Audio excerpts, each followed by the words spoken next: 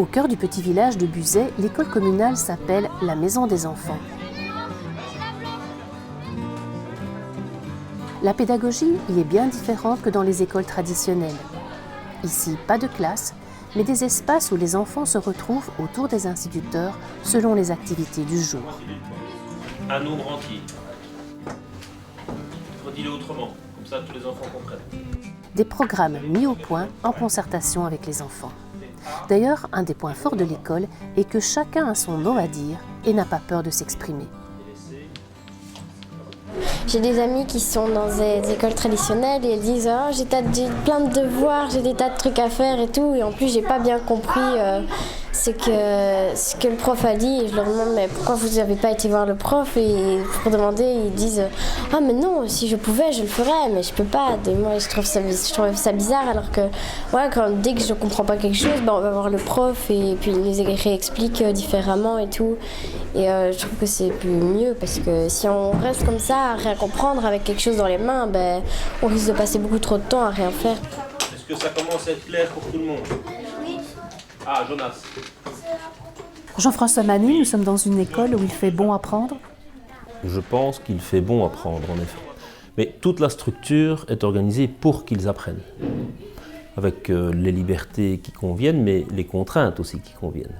Les exigences, autant que la capacité à explorer l'environnement. Qui connaît les 5 sens? Les oreilles, Alors, les yeux. Louis. Tous les enfants qui sont accueillis ici sont considérés comme immensément doués. Ça ne veut pas dire, comme j'ai pu l'entendre un certain nombre de fois, oui, vous vous vantez de faire des petits Einstein. Non, ce n'est absolument pas ça. C'est partir du postulat qu'ils sont tout à fait capables d'apprendre. Donc c'est déjà une révolution. À partir de là, on doit mettre en place l'appréhension du savoir. Et nous le faisons d'une manière très simple, c'est qu'on met les élèves en situation de résoudre des problèmes. 3125. 0,3125. Ouais, bah attends. C'est pas gagné.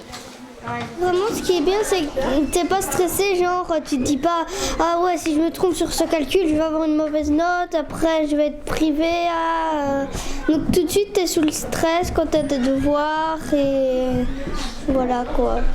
Tu vas m'écrire dans ton cahier de ta book comment tu as fait. Ici, on ne ressent pas la peur de l'enseignant. Non, c'est plus que éviter la peur de l'enseignant, c'est les enfants savent qu'il est important pour nous de savoir quand ils se trompent. Donc c'est une culture. Au lieu de cacher quand je ne sais pas, ce qui est un peu ancré dans une certaine culture scolaire, ici on les invite vraiment à signaler quand ils ne comprennent pas. Tu modifies? Alors c'est une école aussi sans notes, sans examen. Comment est-ce que vous évaluez les enfants? On voit bien clarifier l'étymologie du mot, évaluer, c'est donner de la valeur. Bon. Ce qu'on fait traditionnellement dans les écoles, c'est qu'on utilise le bulletin noté pour communiquer avec les parents.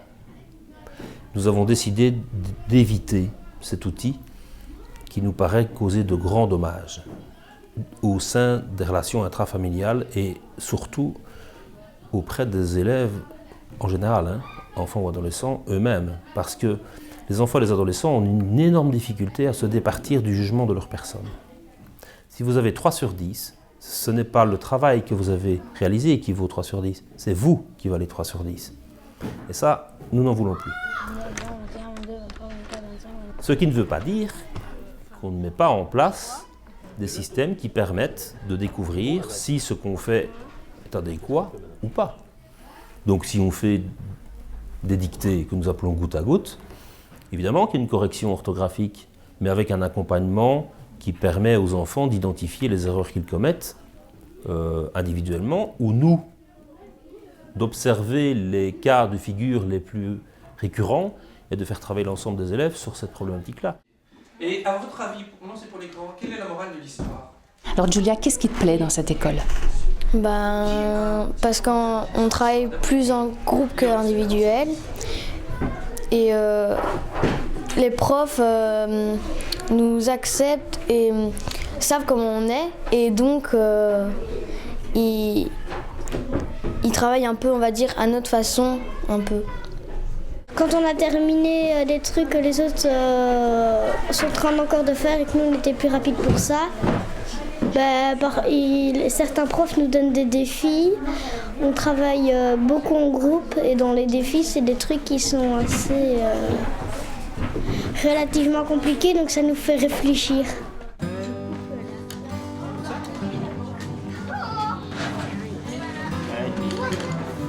Il est malin cet enfant-là. Alors ici, à part les apprentissages scolaires, quelles sont les autres armes que vous donnez aux enfants qui suivent les cours? Oui, on a postulé sur un élément qui, à mes yeux, semble fondamental, c'est que jusqu'à présent, on a toujours voulu séparer l'instruction de l'éducation. Et moi, nous considérons, je n'ai pas le seul, hein, beaucoup de gens le considèrent comme ça aussi, que si il est impossible de faire apprendre un élève si on ne s'occupe pas aussi de son développement.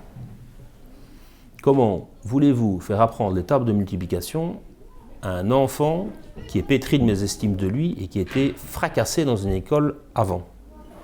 C'est impossible. La multiplication peut devenir un outil puissant pour la réhabilitation à ses propres yeux.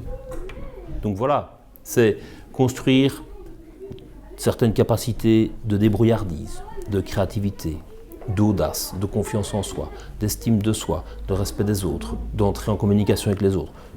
Ce qui n'empêche pas les conflits. Hein. Nous restons avec des enfants. Donc tout ça, on essaie de le développer au travers les apprentissages.